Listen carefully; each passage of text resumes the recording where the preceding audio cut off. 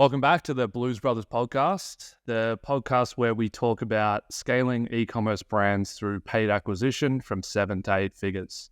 In this call, I'm joined with Thomas from StoreHero. How you doing, Thomas?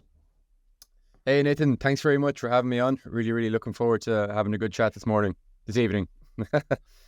Absolutely. So for context, Thomas is out in Ireland and it's morning for him, and for me it's 6 p.m. in the afternoon. You're dragging me up in the middle of the night for this, Nathan. So firstly, obviously you're one of the founders of StoreHero. Do you want to talk about why you started StoreHero in the first place? Absolutely. So just to give any of your listeners context who mightn't be familiar with what StoreHero is, first of all, so StoreHero is a SaaS platform for e-commerce brands and agencies to really try and centralize the e-commerce finance and marketing operations of their business, to try and get a real-time sense of the margins, unit economics, and profitability. Why did I start StoreHero? Really, probably longer story, to be honest, than most. As you kind of alluded to there, as most of your listeners can probably hear, I'm based in Ireland on the west coast in a place called Galway. My mother has had an e-commerce business for 20 years at this point, so it would have been set up, I think, in early 2004. So before Shopify was even born, quite a long time ago. So yeah, we got grown up. We grew up in a house with e-commerce. We had no real choice other than to hear the everyday kind of intricacies of actually running an e-com brand today. And while there were certainly definitely advantages to starting that early, it also came with all of the challenges. The ecosystem is so well developed today that, a lot of the stuff that's in place today obviously wasn't there prior to then. And even the challenge of getting a website set up online in 2004 was much more difficult than it is today. So I suppose as kids, we would have been involved in everyday running of the e-commerce brand. From instead of cleaning our bedrooms, we might have had to do SEO on our websites. We would have been involved in the unloading of shipping containers, taking customer orders over the phone. You have to remember, this is 2004.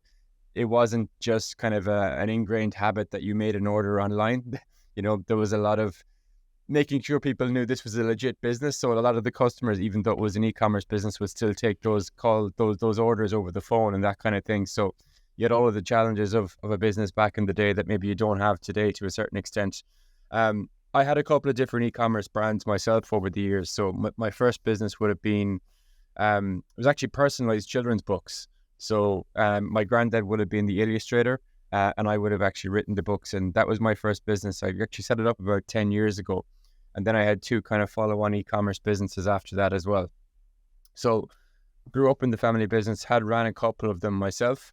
Was always really interested in the space. And then around, I think it was July 2019, I went to work at a company called Shopify, which I'm sure anyone listening to this is fully aware of today. That was an incredible experience. It kind of taught me so much. And you know what, like, looking back at it, I was really lucky because I started in July 2019, 6 months to 7 months before the C word kind of hit town. So I was kind of well ingrained into the organization, knew the run of the place, and was quite familiar on it before March 2020 hit, and things just went absolutely mad. Like, it was crazy. I was working in support initially, and all of a sudden, like, it was just anyone who wanted overtime could do it as much as you wanted. The phones were hopping, the chats were hopping. It was an incredible experience to be there and be part of Shopify when that moment kind of hit. I remember probably originally, everyone was worried about their jobs. The first kind of businesses that might have been hit were drop shippers, because China shut down first and that supply chain kind of, stopped. And it was really interesting. So we were all initially quite worried, and then it was, okay, this is actually going to be the perfect company to be based in for a black swan event, I suppose, to a certain extent. So the journey at Shopify was amazing. From there, I kind of went into a merchant success manager role, which is essentially, for anyone who's listening who isn't aware of a Shopify merchant success manager, you're essentially helping larger Shopify Plus merchants with their e-commerce marketing and general Shopify roadmap strategy. So for me, this was an incredible learning curve. All of a sudden, not only were you in Shopify, but you were working with the biggest brands on the platform.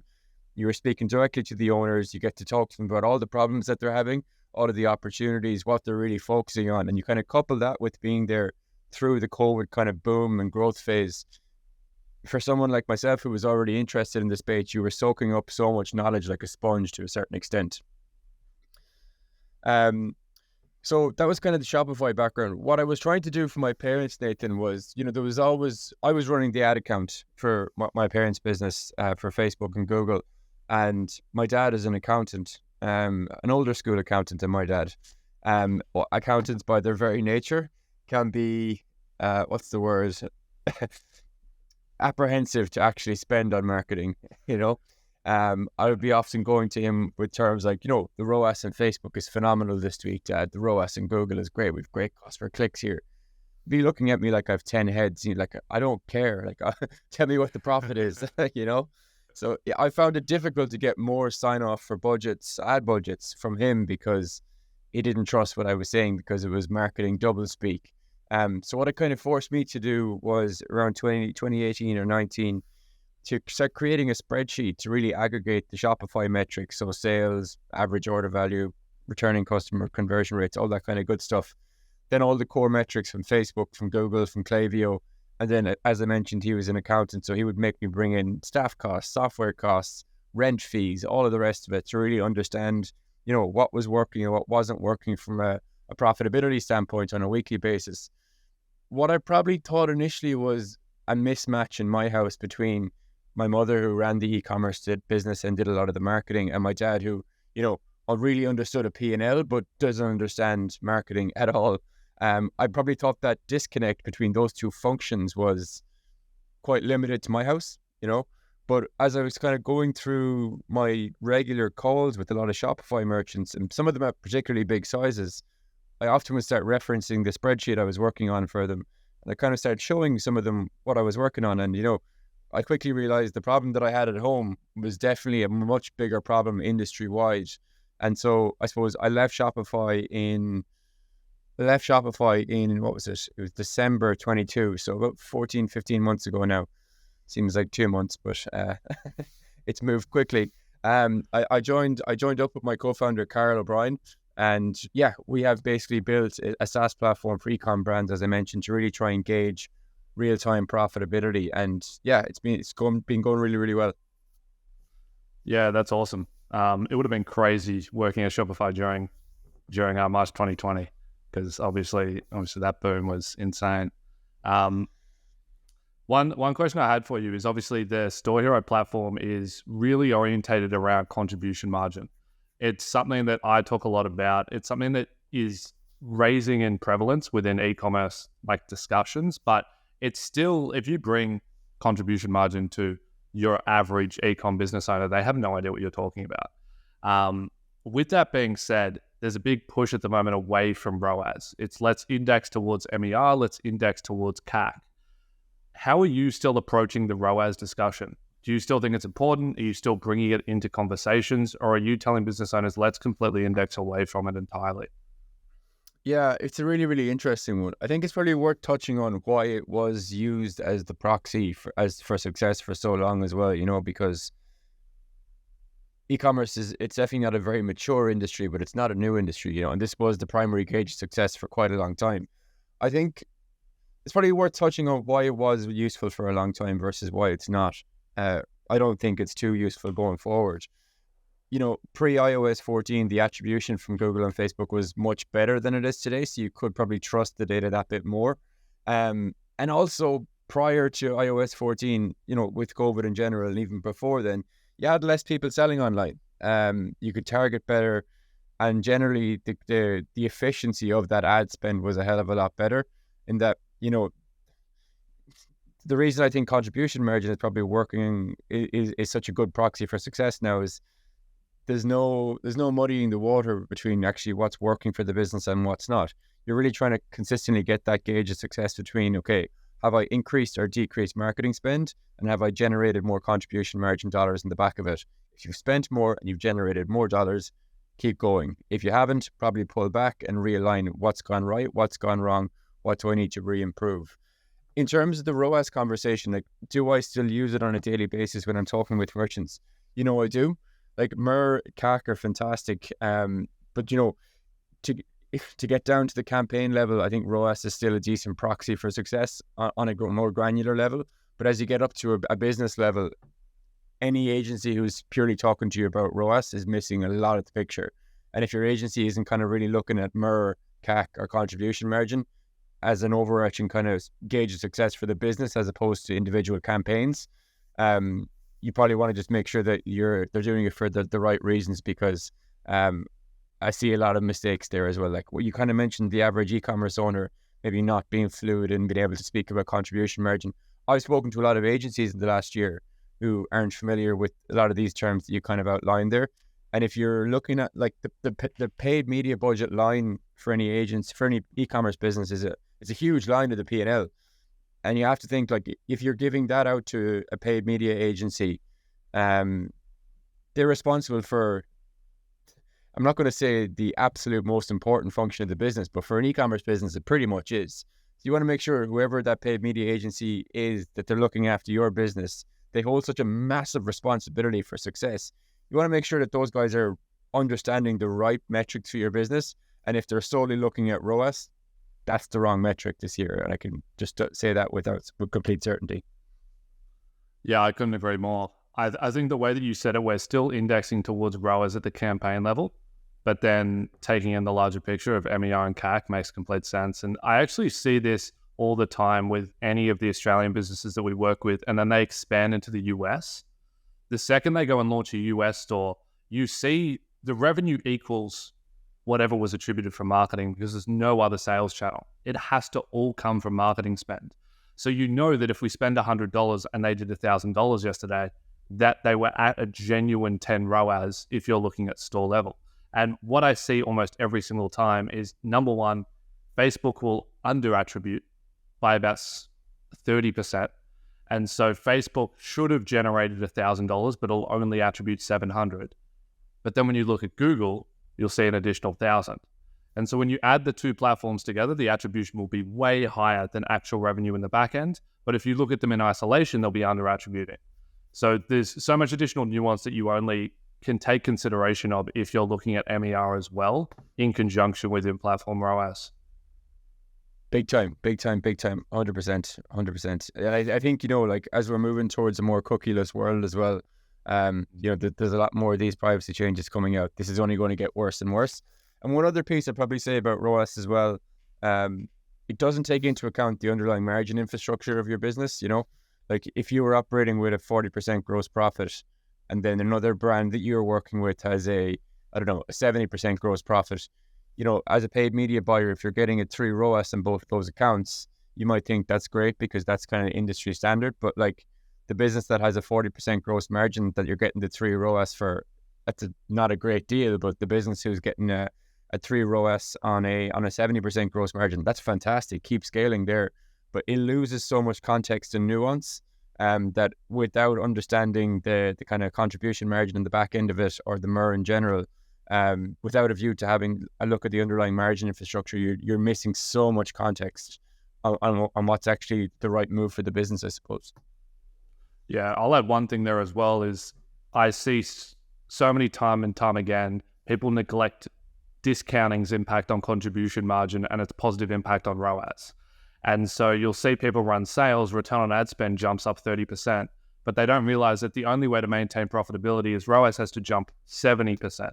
And so they're actually worse off running the sale and discounting the way that they did, because the paid media agency was siloed off into ROAS targets without any consideration of the impact on contribution margin from discounting.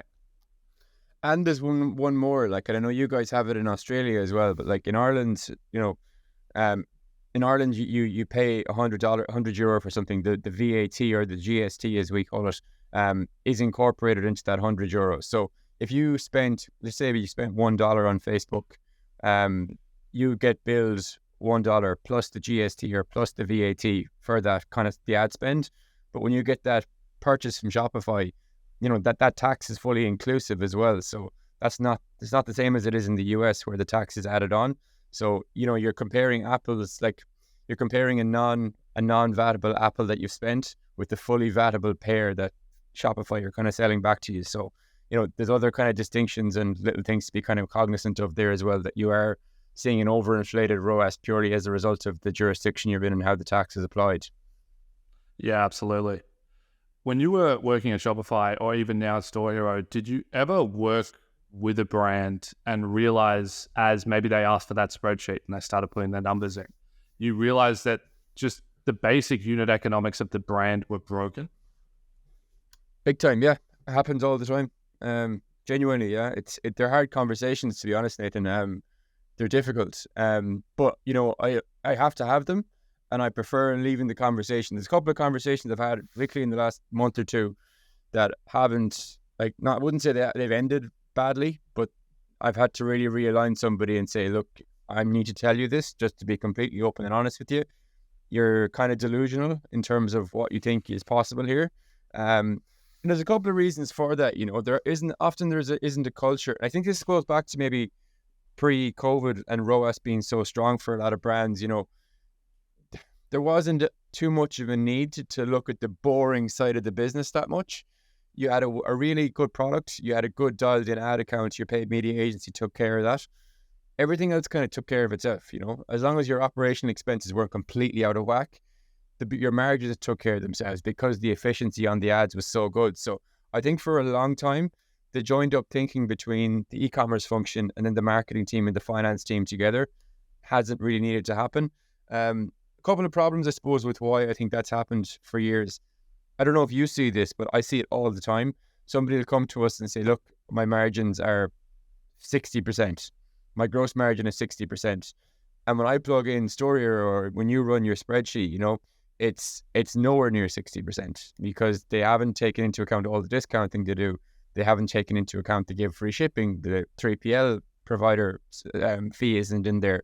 Maybe they use Klarna or Afterpay, for most of their payments. And what they thought was a 60% gross margin business could be 45. And while that doesn't sound like a massive difference, it's a huge difference, and it changes all the fundamental unit economics of the business.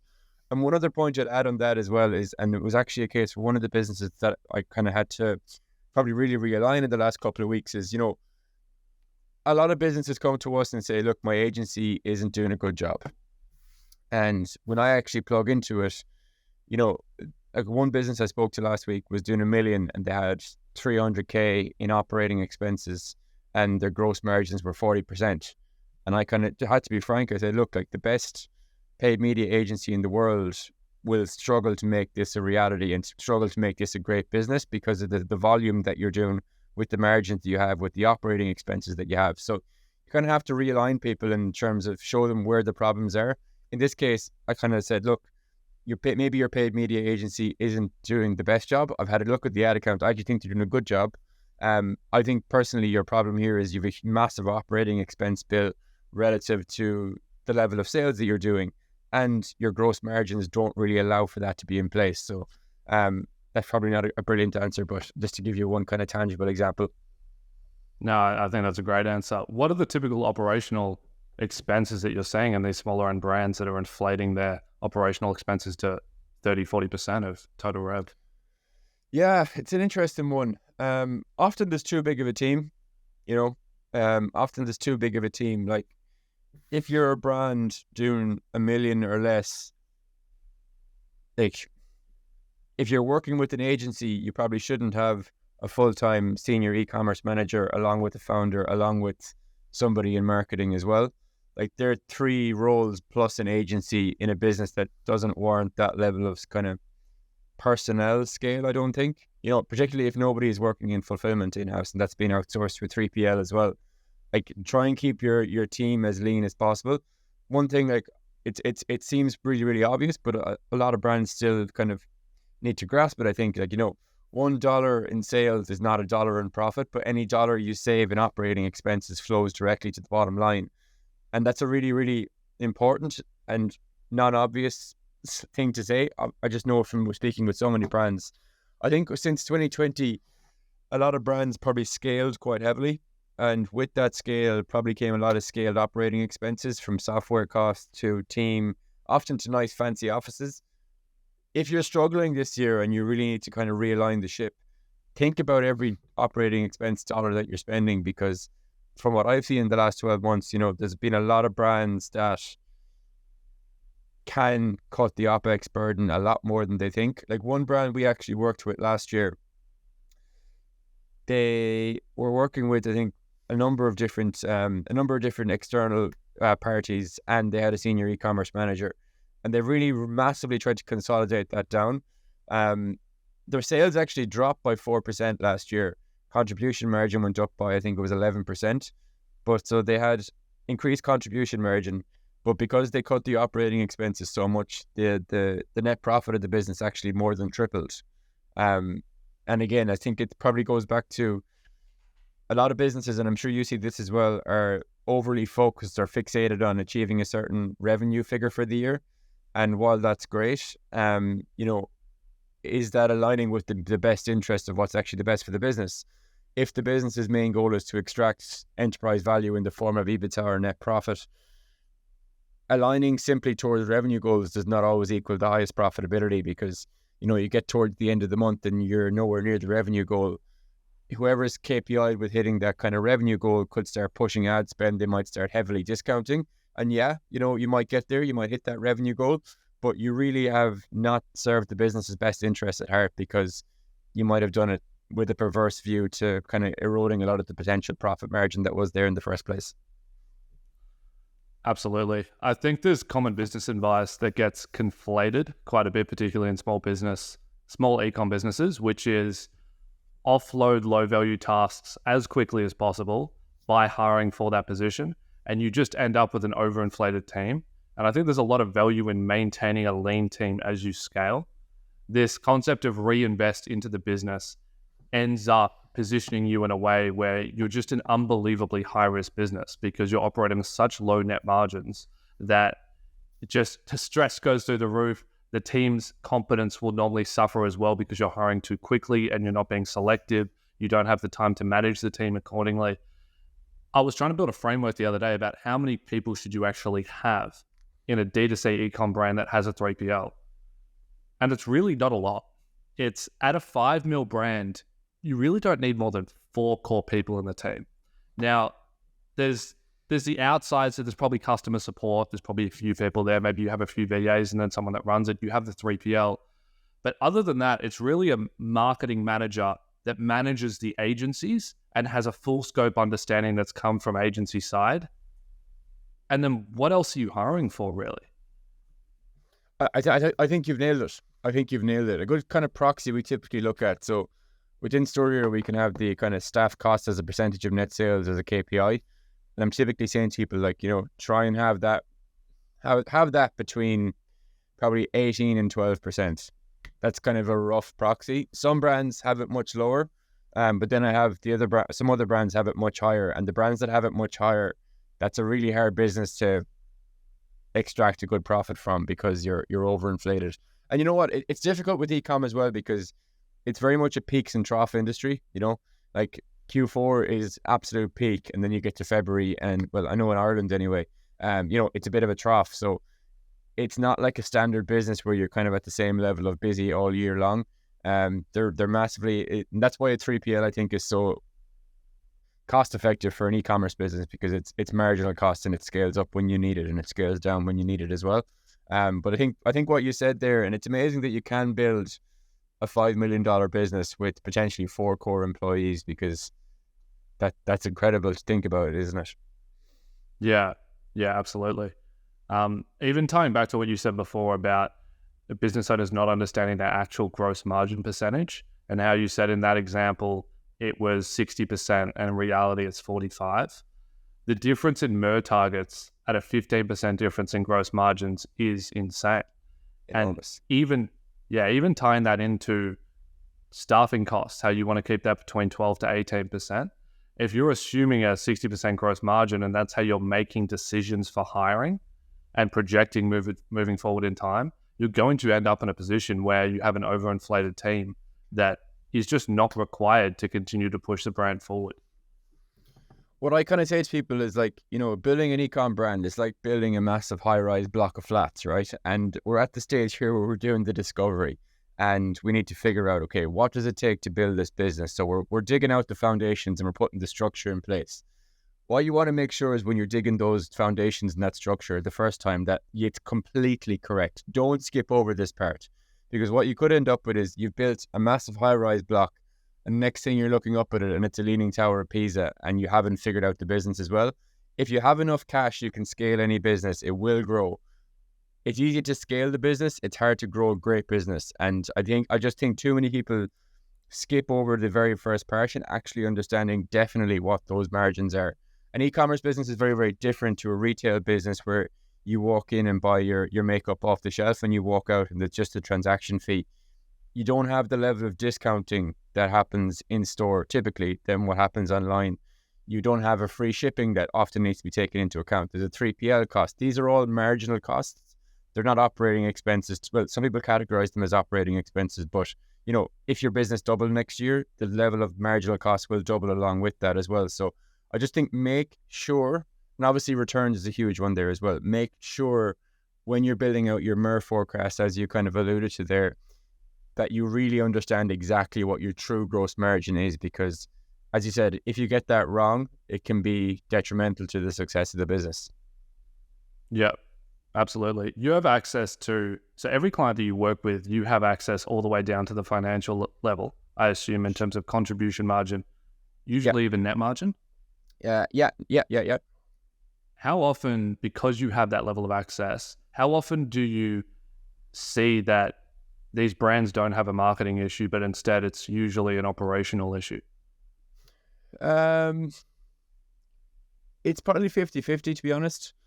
Like, again, a lot of people think the operational problem is a marketing problem, and they think that our agency isn't doing a good enough job. But in reality, it's just the operations of the business, either from a margin perspective or from an operational expense perspective. The best agency in the world are not going to be able to fix this for you. And I actually feel sorry, because I think a lot of business owners came online for the first time during COVID and might have some kind of unrealistic expectations in terms of what their agency should be capable of. And that's a hard position to be in as an agency, where you're trying to justify it on every single Monday as if to why the last week went the way it did.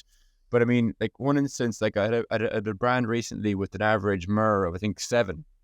And they were telling me it was the agency's fault that the business wasn't profitable.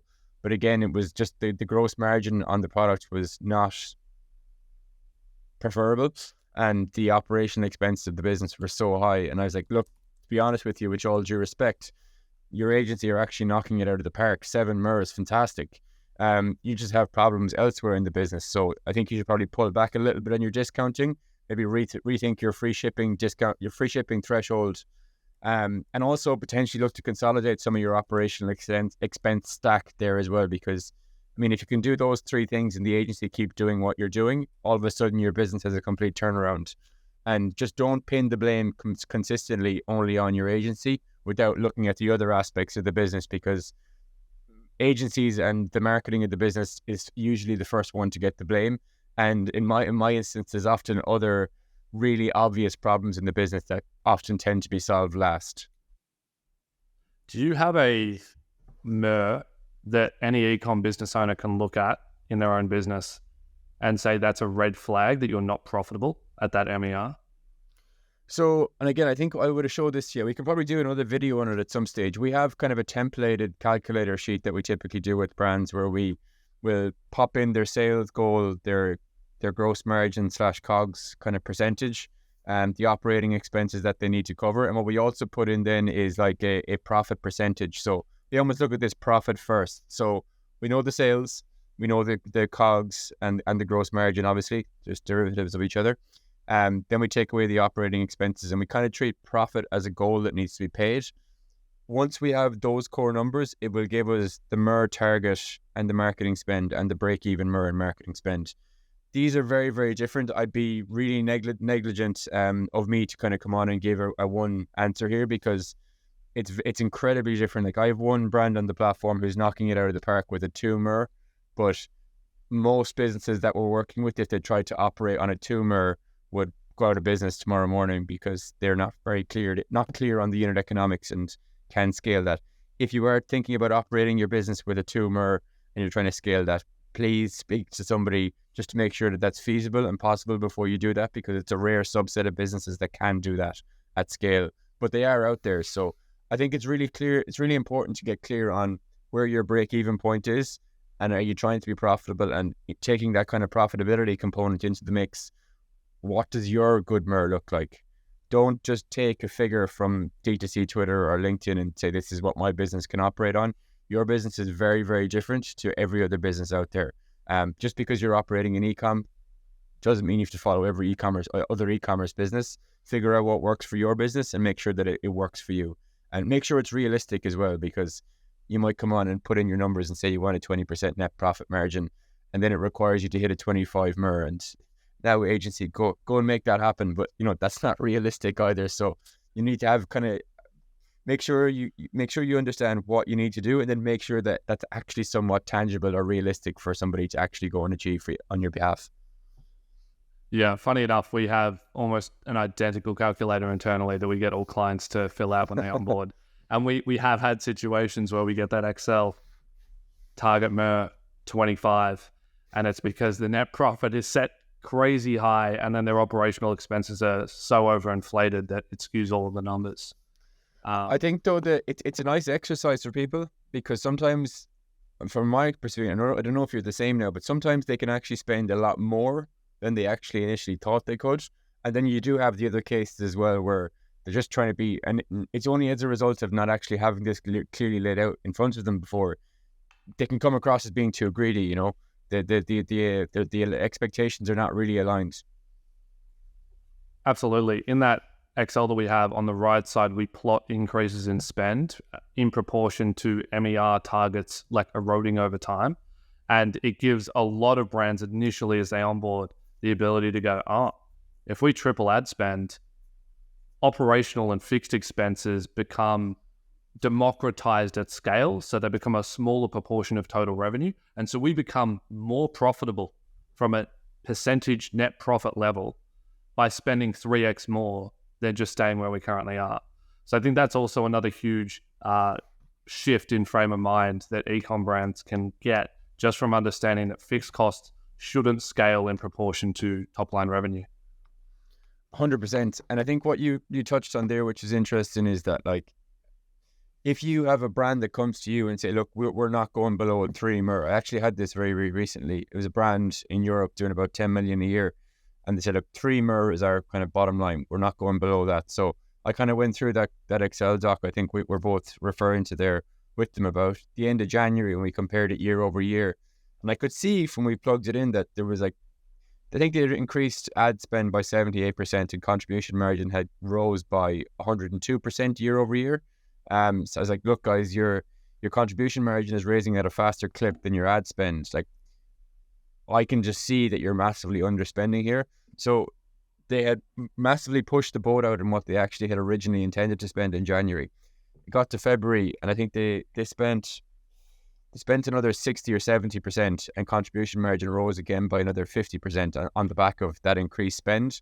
But they did that at about a 2.85 mer versus 3.2 in January. And it just goes to show you, like, getting overly fixated on hitting a certain mer target, while you think logically that's going to save you money and make you more profitable, if you can be very, very clear on the unit economics and the margin infrastructure of the business, often a lower mer will result in higher profitability when done correctly at scale. But you need to speak to an expert on it, because trying to do that if you're not completely sure on what you're looking at can be detrimental to the business as well. So really important if you understand what you're looking at, but make sure you know what you're looking at, I suppose. Yeah, absolutely. I have a theory here that I want to run by you, and I want to hear your thoughts because you're so entrenched in the space as well. I've worked directly with over 140 e-com business owners now, direct founders. And there's a commonality between the majority of them, which I think ties directly into the whole purpose of this podcast, which is that generally speaking, founding e-com owners aren't strong financial operators. And it's typically because they don't come from financial backgrounds, but instead come from, generally speaking, product people. So they're incredibly good at curating a product, and they're very orientated around the product, and they want to neglect the financial side, because at the end of the day, the financial side is incredibly boring. It's like, it doesn't have all the bells and whistles. The product does. When you can make a cool product, that's what everyone's so attracted to in e-commerce. It's not the financials, but the financials, as you said, build the foundation for the building that you then want to scale. Have you seen something similar? 110%. Absolutely. And I got, yeah, 100%, absolutely. I think a couple of reasons for that as well. I think Shopify, like if you think back to even when my mother would have started her business, the job to get online and get a product online and connect a payment gateway, this is pre-Stripe. Like that was a nightmare. It was an absolute nightmare to get set up. Connecting your Google Ads account back in the day was just live. It was a nightmare.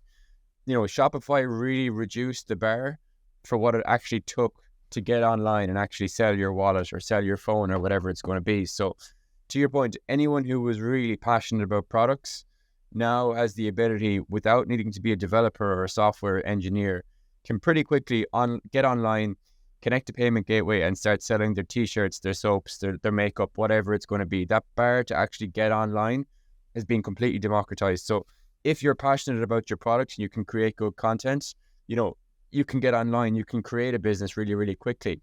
On the flip side of that, then you had Google and Facebook who were providing really, really cheap ad space for a long time as well. So you had these two forces at play where the bar to get online and the bar to do really good marketing were extremely cost effective for so many people. So all of a sudden you had really good product fanatics with big businesses now. And they didn't set up they were just passionate about their soap or their clothes or their wallet or whatever it's going to be. And all of a sudden now they have lots of staff and they need to look after P&Ls and balance sheets and speak to accountants.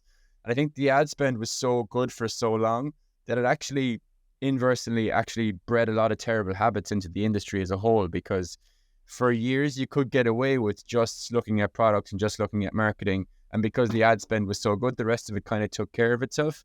But to your point now, I actually think e-commerce it's a financial game wrapped in a marketing cloak to a certain extent.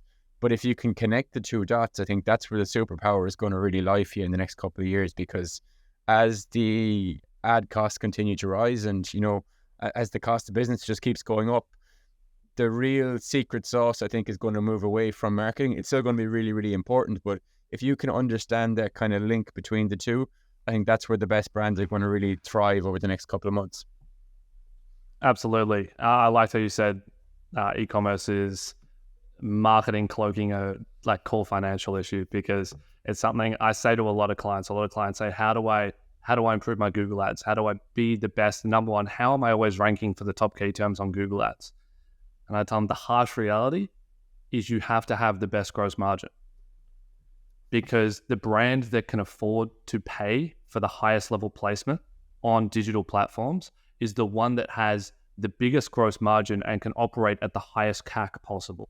Now, marketing is always going to have a 30% swing there. You can have better messaging, you can have better conversion rates. That's all going to help.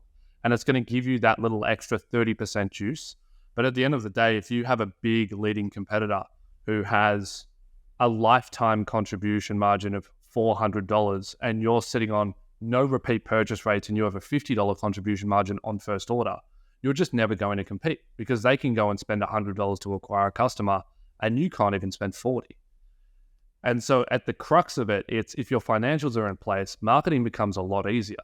But vice versa, if your financials aren't in place, it becomes very, very hard to really start to scale these platforms, because you just don't have any cash to give to acquire the customer in the first place.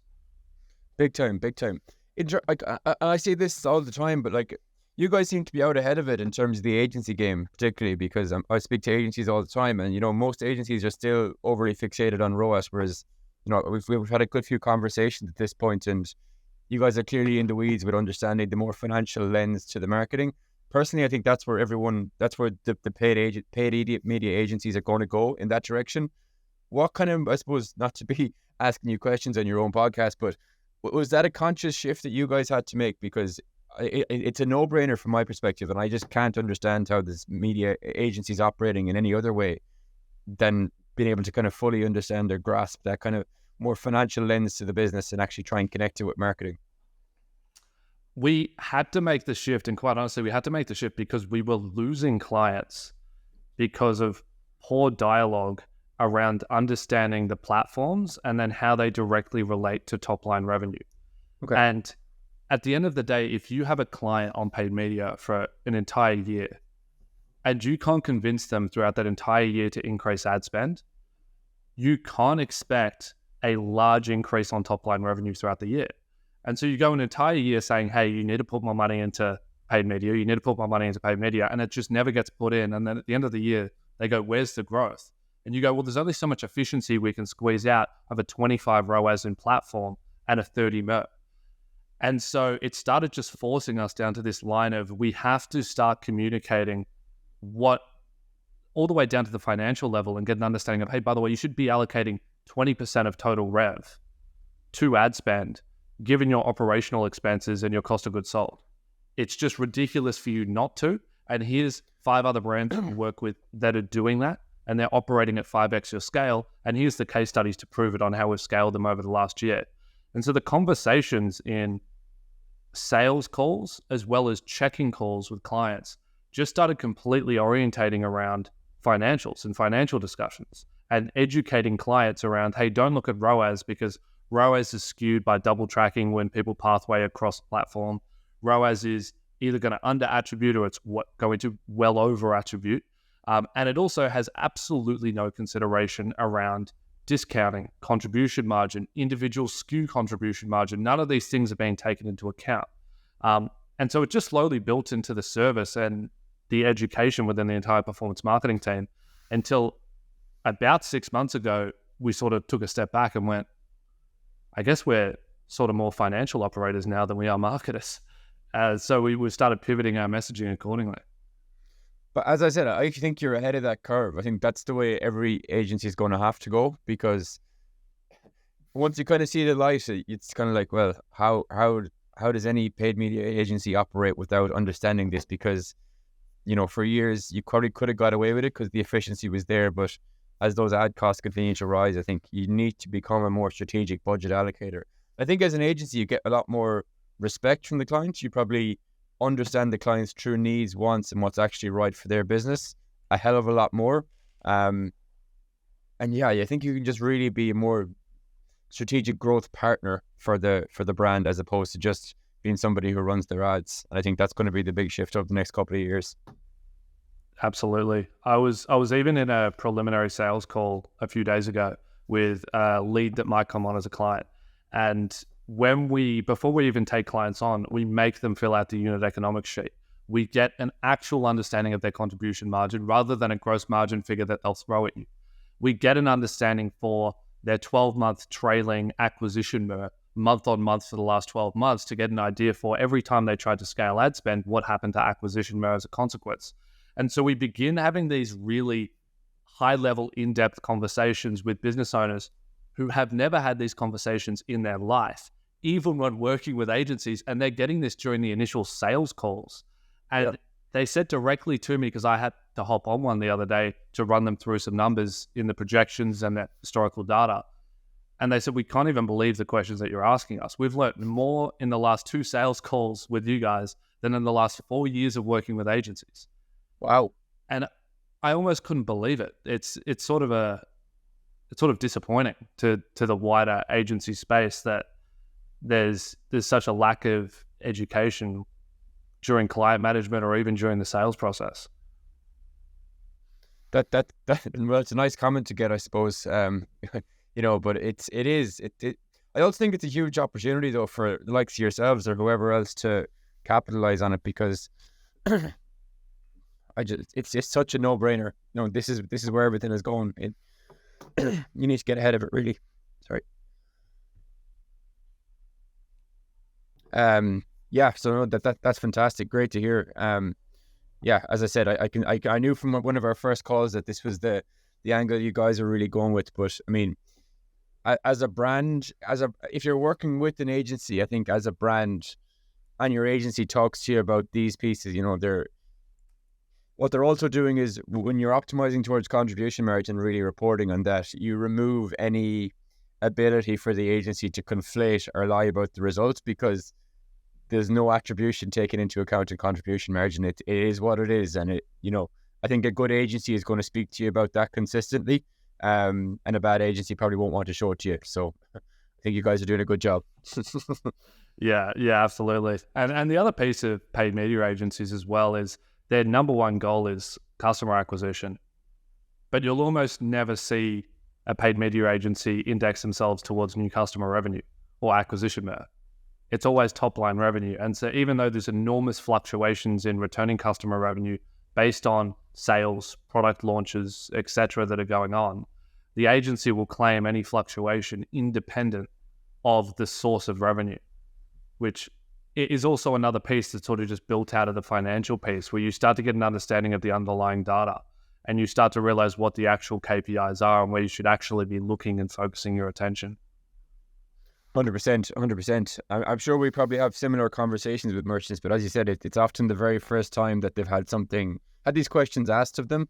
And it's often, you can often see the light bulb go off when it gets laid out on a sheet like this, as in terms of what's actually possible, because you're speaking about profitability to them to a certain extent, and what are all the micro KPIs that need to be hit towards hitting profitability, instead of just hitting a 3 ROAS, because nobody really understands how that actually mapped towards profitability. So I think when you can kind of just start with the end goal and work backwards towards it and actually map out all of what those kind of more nuanced metrics looks like that kind of contribute there, I think it's just a bit of a game changer for a lot of business owners to see a plan that they can actually kind of get behind and rock in towards. Yeah, absolutely. I read a piece the other day and I thought this was interesting and I wanted to bring it up with you about how Facebook and Google ads, let me backstep a little bit.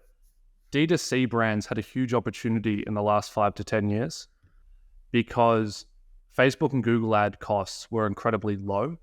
And so D2C brands were able to be some of the most profitable brands selling products in the market because they could have a 10 ROAS, for example, or a 10 MER, and they would only have to allocate 10% of total rev to advertising, and they could acquire customers incredibly quickly at scale. And that gave them advantages over every other product brand who would retail, because the retailing cost is about 30%.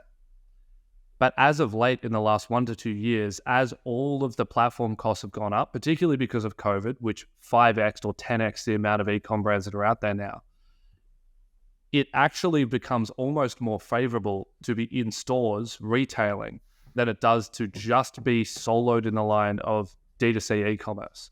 And so I sort of wanted your opinion on, do you think it's valuable to be an omni-channel brand? As you launch, should you be looking to retail as well at a certain scale? Or do you still think there's a place in the market for pure D2C e-commerce? Sure. I mean, look, yeah, there's definitely still room for pure D2C brands in the market. I think if you are struggling with, like, one brand we're working with at the moment, the menswear brand here, they're struggling with CAC big time in the last probably 6 to 12 months.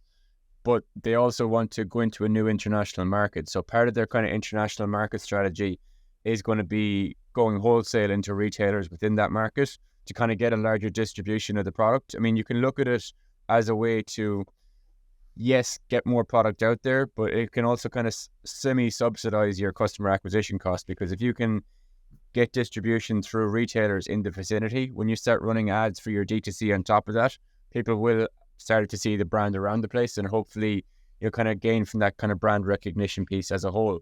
There's been a big shift with a lot of StoreHero brands, particularly in the last 12 months, of moving into B2B. Not all of them for the first time. Some of them for the first time.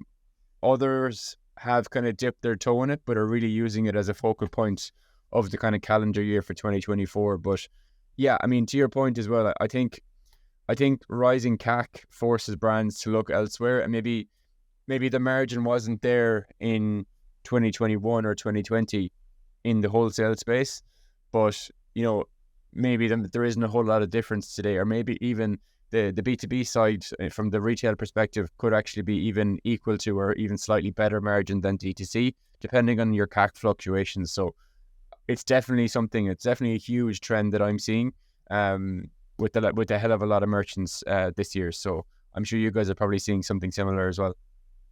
Yeah, absolutely. There's a lot of brands that we're working with that are now going for the B2B play because the margins end up being similar, and there's that omni-channel presence that just causes a positive uplift in CAC for all the paid media as they're actually retailing in stores. And you also get to pull that piece of social proofing onto all of your advertising. That the fact that people see that you're actually locally stocked, it immediately pushes social proofing that might have stopped quite a few consumers from actually following through with an online purchase? Big time. I can't remember what the stat was. I saw it at Shopify before. I think it was like if you set up an online retail unit in a city, you're typically going to see about 30% rise in online sales that week as well. And again, it's that social recognition piece or brand recognition piece as people see you in the locality. Yes, they might shop in store, but it does kind of reaffirm that this brand is legit, and your online sales will also see an uptick. So yeah, it's not a no-brainer for every brand, but I do see an awful lot of brands moving towards it, and for good reason in the last 12 months. Yeah, funny enough, a few retailers that we work with, the best performing Facebook creative for them, and this has been the case for the last 2 years, is always walkthroughs of in-store. They always perform the best because it's just instant social proofing that they're an actual brick and mortar store. And so the click-through rates are incredible and the conversion rates are incredible straight through them as they treat them as if they are a local store. It just has such a positive uptick on trust. Interesting. On that, I do have one question for you regarding online retailers, because we work with a few of them and they're the toughest brands to work with because they don't have their own brand. And so they don't own the contribution margin because there's another player taking a cut out of the cost. And so generally speaking, their products are sitting on a 20 to 30% gross margin on the best products. Some of the poorer ones sit at a 15%.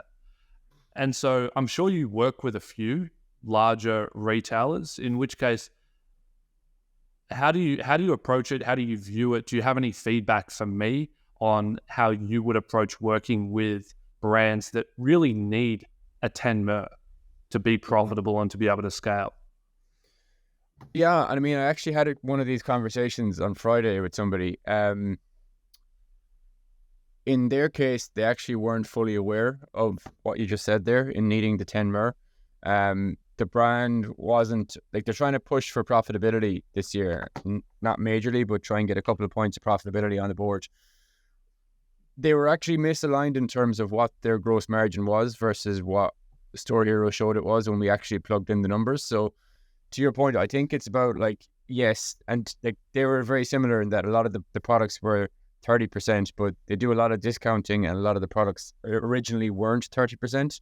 So like what they actually perceived as a 30% gross margin business was, I think it was like 14, so less than half of what they perceived their gross margin to be. So I think it's really important to be really clear on exactly what the margin structure of this business is in play, because I think a lot of people are, and this is no different, but as your gross margin gets smaller, the margin for error on what that margin actually is needs to be smaller as well, because a 5% difference in gross margin, if you're a 70% brand, it's not fine, but it's manageable. Whereas if you get down to a 25% gross margin business and you're off by 5% there, that's a massive difference. Like, so the smaller your gross margin is, the less room you have for error in terms of calculating that and building a plan to kind of map towards that as well. So what I would say to any business who is operating with these kind of really tight margins, it's way more important for you than the standard D2C retailer to get this down on paper and to firmly understand exactly what's going into that gross margin calculation. Even one other point, because I had another online reseller quite recently who had their transaction fees, their shipping costs and fulfillment costs in as operating expenses, and the gross margin was purely done on a product level. So just simply taking out the product cost, and that's all. For an e-commerce business, again, the transaction fee, if your business doubled tomorrow, your transaction fees are going to double. Your shipping costs are going to double. Your 3PL costs are going to double. They're all very, very much marginal costs. So make sure that if you are building out your gross margin calculation, that you're bringing into account product costs, yes, but we're also making sure we're bringing into account fulfillment fees, transaction fees, shipping costs, and return fees. Because if your business doubled tomorrow, all of those costs are going to double as well. They're definitely not fixed costs. So it's really important to make sure, I can't hammer that point home enough, make sure your gross margin calculation is being done correctly. And the smaller your gross margin is for your business, double, triple, quadruple check it to make sure it's completely right before you go building out any kind of forecast, because getting that wrong will be a death knell to the business pretty quickly. Yeah. Last question from mine before we wrap this one up is a future prediction. What do you think e-com business owners are going to be talking about at this point next year in 2025? It's kind of kicked off in the last 6 or 7 months, but I think contribution margin as a term will just be on the tip of everyone's tongue. Obviously, you're very much aware of it and you're very much in the weeds of it, as am I, but it kind of still baffles me how many agency owners aren't, and probably more, how many brand owners aren't, but more concerningly, most agency owners still aren't aware of the term or mapping towards it. I think that has to change. It's just, if you're operating a brand today and you're not mapping towards pure contribution margin, you're operating blindfolded, and you need to be operating with both eyes fully open and in the weeds of it. So I think there's a big shift happening at the moment, moving away from ROAS towards contribution margin. And we just look at the dominance of how much ROAS was used as that kind of main proxy for success for such a long time. That's a big industry shift to kind of move away from that dominant figure that was used for such a long time towards something new. So my prediction is for the next 12 months, the contribution margin as a term just becomes much more normal to speak about. I still think too many people think that when I mention contribution margin, I'm asking them to become a CPA or a bookkeeper. I'm not. It's a really, really simple calculation, but it's an incredibly important one to get a hold of. We're not asking marketers to become accountants, and I'm not asking accountants to become marketers, but there is a simple metric here that kind of does give a little bridge into both parties' worlds. Yeah, I couldn't agree more. I don't think it's going to move that quickly. I think in a year, a lot of people will be talking about it, but I still think we won't get there for a few years. Potentially, it's going to take a lot of e-com brands getting crushed by increasing ad costs, that it's going to enter in the dialogue a little bit more. But I absolutely think you guys are on the forefront of it. And a lot of my education has come from the StoreHero platform and talking to you and consuming your content. So I do appreciate it. And I really appreciate you coming on and talking for an hour at 6 a.m. in the morning. Not at all. We'll make sure to do this one again as well in a couple of months. I'm sure we 100%. can go a lot deeper than what we've done in this one. Definitely, 100%. Thanks very much for having me on, Nathan. Really, really appreciate it, and looking forward to working with you soon. My pleasure. See you, Tom. See ya.